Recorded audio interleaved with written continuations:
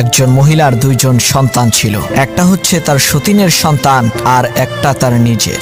সেই মহিলা সব সময় তার সতীনের সন্তানকে কোলে করে রাখত, কখনোই কোল থেকে নামাতো না, এমনকি কোলে নিয়েই সংসারের সমস্ত কাজকর্ম করত। যখন পাড়ায় বেড়াতে যেত নিজের ছেলেকে হাত ধরে হাঁটিয়ে নিয়ে যেত এবং সতীনের সন্তানকে কোলে করে নিয়ে যেত। সতীনের সন্তানের প্রতি ভালোবাসার এই বিরল দৃষ্টান্ত দেখে এলাকার সমস্ত লোকেরা সেই মহিলার প্রশংসায় একেবারে পঞ্চমুখ হয়ে উঠল।